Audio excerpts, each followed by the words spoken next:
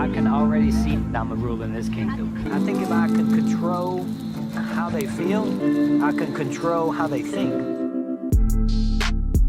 If I can whoop these all-stars, doesn't that mean I'm the best ever? I'm Russell Hantz, and this is The Russell Hantz Show. Alright guys, thanks for watching part 1. This is part 2. If you haven't seen part 1 yet, it's right up there. You can check it out. Alright, with part 1, we ended with Tyson at number 12. We'll go ahead and just keep going right along, and that's number 13, and that's Sophie. So, Sophie played a pretty good game. I thought that she was playing a solid game, almost similar to Sarah, and they were aligned. So those two to me were playing the same style of game, except the problem with that is Sarah had Tony on her side and Sophie didn't. And when that happens, if Tony's against you, you're probably in trouble because he got rid of who he wanted to get rid of. Other than that, Sophie played a solid game. She has nothing to be ashamed of. She played a winner's game. You see Sophie at the end of the game, she's going to win. She controlled things. You seen that at Tribal once when she stood up and said, "Get over here. You guys, come over here. Let's talk about this." She asserted herself in situations to where she was in control. And I think that's why Tony started seeing that and started seeing that she was a danger to his growth in the game to get further, to go to the end of the game. By getting rid of Sophie may have been one of Tony's greatest moves. Would he have made it all the way to the end if he would have kept Sarah and Sophie together? Probably not. So, I think that she would eventually, they were delusional to the fact that Tony was in control of the game. It shocked them. It shocked them when they heard that Tony was actually the one everybody was talking about at EOE. That's shocking just to think about that, because I think that Sophie would have seen that and would have gunned for Tony immediately after she heard something like that. They didn't, and because they didn't, Tony wins $2 million. So, let's move on to Kim. Kim's number 14, and Kim is a very interesting one because she's one of the ones that could have started playing early. When she was aligned with Tony and Sandra, she decides to go with, instead of going with Jeremy and Denise, she decides to go with Tony and Sandra, which is crazy to me. Denise, to me it was crazy because she should have aligned with Jeremy and Denise. Put your tools together, get further in the game, let everybody know what's going on right there. Because at that point in time, Denise had two idols, with the one she just getting rid of Sandra. Jeremy had to walk away, and Kim had an idol. So those three right there could have took control of the game with the tools that they had, if they would have talked about it, and if they would have actually got together to move forward in the game. They didn't, and then all of a sudden you weaken your tools, you weaken your advantages to get further in the game, and you become a lone wolf. And we've seen that with the next one I'm going to talk about, Jeremy. But we see, Kim is keen of what's going on out there. She knows what's going on, but she can't do anything about it. The reason she can't do anything about it is because she didn't submit a strong alliance to go further in the game. We see what strong alliances can do, right? You see that, right? You see Sarah, Ben, and Tony. That's what a super strong alliance does for you. And that was a super strong alliance. So Kim didn't do that. She didn't submit something to where she can get further in the game. And because of that, she wasn't in control of anything. And I don't think that one of her votes, she started trying to be in control and saying, well, I want this person, this person, this person. I had a list. I don't have it here. But she had like 4 people she wanted out at one point in time. None of them went home. The only way that's going to ever happen is if you're in control of something. And she wasn't. So, was her game a good game? No. Not compared to her first game. I think that this season, made us start thinking about who we think are some of the best to ever play. We seen that in her first season, she was dominant, and in this season, not so much. So we're starting to think maybe sometimes when they win, it's due to the people they're playing with. And I think that that's a discussion we can have with Kim now because of her performance at Winners at War. It wasn't that great of a performance. Okay, now again, here's another one. Jeremy. Jeremy was going like the wind, kind of like Rob did, Rob C. When he played, he was switching from alliance to alliance. The problem is he was switching from a solid, something solid to something solid, back and forth. Jeremy was just going from basically from player to player, and then, he votes his own alliance out, tries to vote Denise out. He puts her name down, don't vote her out, puts her name down. That hurt that relationship. We've seen it come to bite him in the butt later on. Wendell, he didn't fight for Denise. He didn't fight for Wendell. He walked out of his alliance, and I kept saying as he was doing this, that, Jeremy, you need someone. You need someone to get further in this game. And what you're doing is you're doing it by yourself. And there's going to come a point in time where you need numbers to help you vote a certain way, and you're not going to have it. That's what happened with Jeremy. He started getting rid of his people. Now we'll go ahead and talk about Nick right now because he's kind of in with this. Nick goes home because he doesn't side with the right side of an alliance. The new school guys, they have problem with getting alliances correct. Denise gives Jeremy an idol. And these are all three in a row, by the way. Jeremy, Nick, and Denise. See? When all these three should have been in an alliance together. But they were, then they weren't. Denise, I'm going to just talk about all three together. Denise gives Jeremy an idol. Trusts him so much in the game of Survivor. Hands him an idol to save himself. In a game for $2 million? So, right there, and then he votes her, he puts her name down. That's like me handing Parvati the idol to save herself, but she votes me out. I knew that wasn't going to happen because we had a solid alliance. Something went wrong with communication with these three, and they didn't put together 4. Really? Look at it, guys. Kim, Jeremy, Nick, Denise. What did I just say just now? Kim, Jeremy, Denise. Those were an alliance. They should have stuck together, but they didn't. So they all went home, one after the other. They didn't have anybody work with them. Nick was playing an okay game. They were gunning for him a lot. And he made the wrong decision by going with the wrong sides. Why would you go with Sarah and Tony's side? Kim went with Sarah and Tony's side. Nick went with Sarah and Tony's side. Jeremy stayed on their coattails. Did they not see what we were watching? Were they that good in the game? I know it's darkening a little bit, but I'm not going to edit this. So, did they not see what we were seeing? It's crazy, guys. Because there it goes. They all went out one after the other. It was pitiful to watch because you're thinking, man, why ain't they gunning for Sarah ever? Why ain't they gunning for Tony? What's going on here?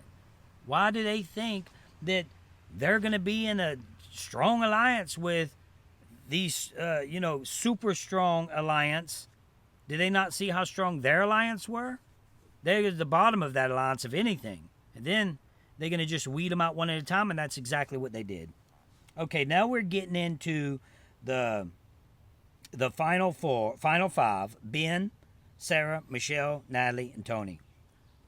Okay, Ben, to me, even though Ben made it all the way to the end, I give him respect for that, but he was drugged to the end by Sarah and Tony. That was obvious. He was playing a bad game. I understand. I've played the game. I've been through rough times. It seems like he's been through rough times due to the game. I have too.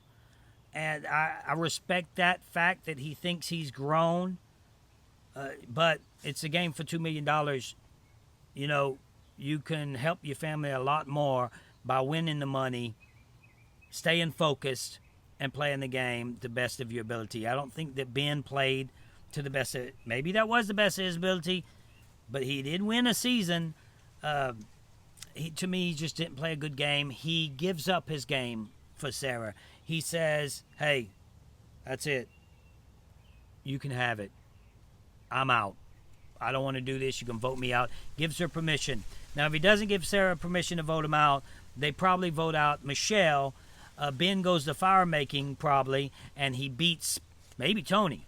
So all of a sudden you have Ben beating Tony at fire making, Ben making it all the way to the end and competing for $2 million with his speech. He did that to himself. Ben could have went a lot further in that game. He could have went to the final three. But a weak moment in the game of Survivor. When I played Survivor, I can remember focusing on my mental capabilities, saying, okay, I'm not going to have a weak moment. I got to stay strong. I got to stay strong. Nothing to do with challenges, nothing like that. I just wanted to mentally stay strong. Stay strong, stay focused. And we seen Sandra check out physically from the game. We seen Denise at one point in the game. We did. Don't say you didn't, because we seen it. Check out. We seen Ben check out. I've always said there's a bunch of different ways to quit that game, and that's one. When you check out right here, guys. When you stop playing. When you say, you can have the money. Ben has a family too. Why can't he take them? You know? That speech that Sarah, and then we'll talk about Sarah. She is number 19. Ben was number 18. The further along on this list, usually number 1 is number 1, but the further, like number 22, it goes to 22 because 2 other people come back into the game. We didn't talk about them, so it's really 20. And when you get to number 20, that means you win the game, obviously. And Tony is number 20. But, so, Sarah has her, she talks about girls, the ladies have a tough time winning the game. You won the game, Sarah. We have a lot of people in here, 10 of them, women, that's won the game. Is there a difference between an aggressive man and an aggressive woman? That was the speech. She just gave a speech like she was in the final 3. She just gave a speech like she won, like she's trying to win. And we see her doing that the entire game. Catering to people, catering to the jury, trying to play a social game. Which is good, right? She has her little, whatever they do, like models, march down the thing. That was all social aspect of her game, trying to make friends. We see her give Nick the Chinese food. That was to gain favor with Nick. Don't let nobody lie to you. That's exactly what it was. We see her speech that women have a harder time winning that game when they're aggressive. Let me tell you something, Sarah. I'm aggressive. I did not win because I was aggressive. I'm a man. I played the game aggressively. I didn't win because of that. So you're preaching to the wrong choir here. Now, I've asked several women about this matter, what they think about it. And it is what it is in the game. You have to adapt how the game goes. I understand I lost because of the social aspect of the game. I have to adapt if I play again. If she is aware she's won the game, being aggressive, by the way, they may call her other names. Maybe they're going to call her names because she won the game aggressively. Guess what? They call me names too because I won the game aggressively. So I understand, and I think what she was saying was heartfelt. I think the tears were real, but what we seen, again, her catering to the jury. And other people seen it. That's why she made fire with Tony. After that speech, no one wanted to go against her for Final Three. Maybe she made the speech a little too early. I think so. I don't know what would have happened. Let's say she's in the Final Three. Let's say she wins fire. She probably ends up by winning the game. And a lot due to that speech. So I'm not hating on, oh, you shouldn't have made the speech. The speech was good. And like I said, the speech was heartfelt. But that was catering to the jury, guys. That's what she was doing, and she did a good job with it. She's good at it. She's good at catering to the jury. She's good at, oh, here, Nick, you can have my food. Now, that alliance they had, that was solid. You got to realize, we seeing them hugging each other, telling each other that they love them. The only person I do that to is somebody I'm in a relationship with or my family. I'm not close, maybe one other person in my life I'm not close with. But we see how close they are as just humanity. And it was a great thing to watch in such trying times these days. We see the love of someone else. Usually I'm like, oh, I don't want all that. I see all that. Like Johnny calls it, my black heart can't handle all that emotion. I actually enjoyed it this time. I thought it was a great season. I've always said that this season was right at the bottom of my top 10. That last episode, that 3-hour finale, brings it to my top 5. I enjoyed it that much. The tears that Sarah shed and Ben, Ben making that move, even though it wasn't a good game move. It was great to watch as a fan of the show. Them respecting the jury was wonderful for me to watch as a fan of the show. All of them deserve to be there, guys. Michelle, Natalie, and Tony. They all deserve to be there. We'll talk about Michelle a little bit. I've always been giving Michelle a hard time. It was almost watching her put her entire game together at this moment in time. It all came together like you look at a big puzzle piece and you don't have it, it's all messed up. And you're like, oh, that's not good at all. It looks like crap, right? At first it looks good because it's still in the box. That's how she looked. She looked good because by the way, she looked amazing on the live show. Beautiful. But yes, it looked good. It was still in the box. She starts playing the game. The puzzle pieces are scattered all over the place. Final tribal council. Bam. The puzzle's together. I'm like, wait a second. She's right. She's been at tribal council 14 or so times. Forgive me if that number isn't correct. I think it may be. But 14 times. And she's always in trouble. And somehow she finds her way to the end of the game. Any other game of Survivor, she played against one of the greatest performances in the history of the game. And she had no shot to beat Tony. None of them had no shot to beat Tony. They may be delusional still today. Sarah, Ben. Natalie wasn't. She knew she'd have a shot to beat him, but we'll get into that. And thinking that they had a shot to beat him at one time, but they didn't. And I respect Michelle's game. I think that game was the type of game that can win Survivor. She just happened to be playing against Tony with one of the greatest performances in Survivor. So, kudos to Michelle. I've been giving her grief this entire season, but she deserves to be in that final 3. I don't even hate. I'm going to do a series on the votes, on how the votes were read and who I think were bitter. 4 people voted for Natalie and how I think that went down, but that's later. But I can see someone vote for Michelle, but because you can explain it on paper. Like, this is why I voted for her. I would understand that. And by saying that, it's like she had a shot, guys. She wasn't going to win. But if any other season, let's say they get rid of Tony. Let's say Tony loses the fire-making challenge. Sarah's there sitting in that position. Sarah played a similar game to Sophie. She didn't do all that much, guys. She never was targeted. Never. Michelle was constantly targeted. She was the one getting all the fires shot at her. She's the one that has to really work to stay in the game. Sarah didn't have to really work to stay in the game. She never had to work to stay in the game. And that's because a lot of credit to Sarah. She puts herself in a position with a strong alliance to not have to work. But what's more deserving? You know, having to work your way all the way to the end, fight and claw all the way to the end, or getting the end because you have people around you that's voting the way you want them to vote. That's a debate.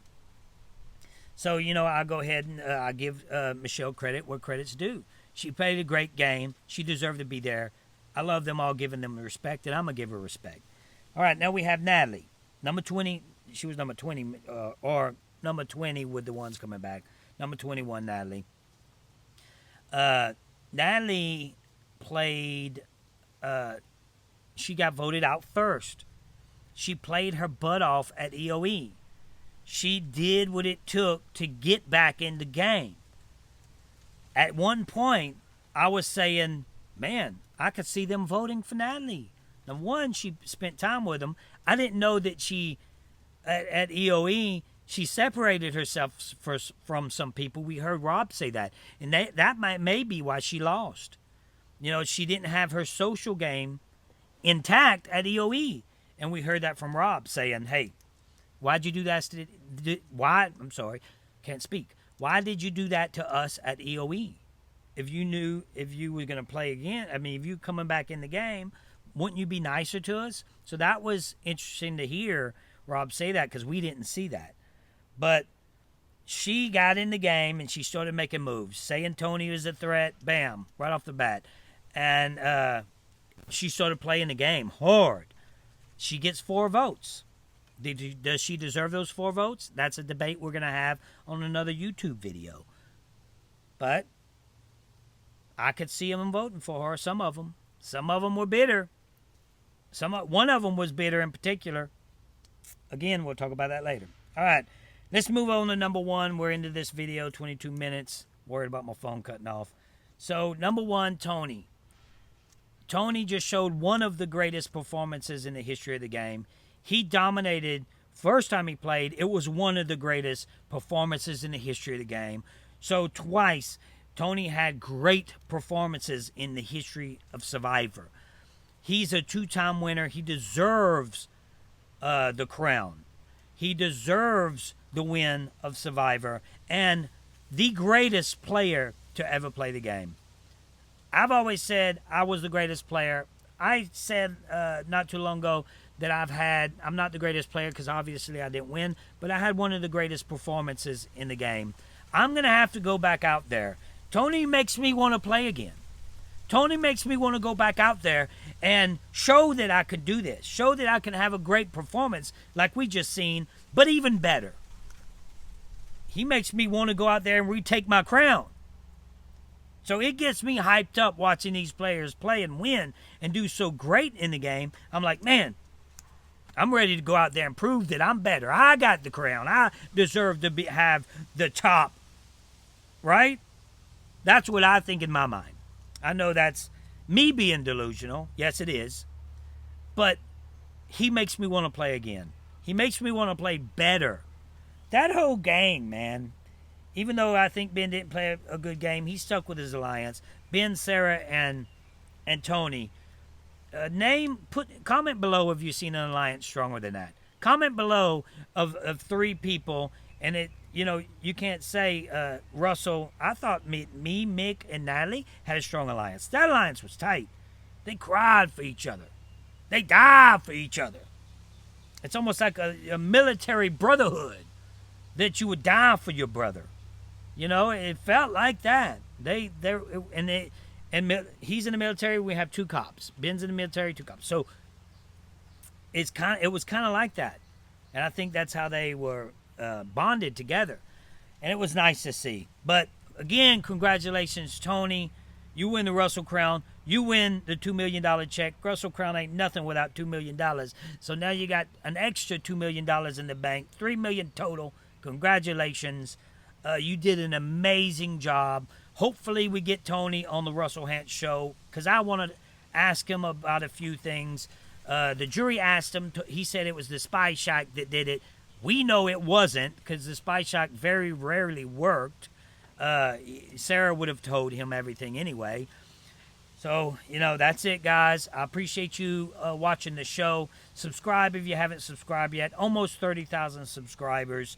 We have a lot more to come. Survivor's not over for the Russell Hantz Show. It may be over for CBS, but not for me.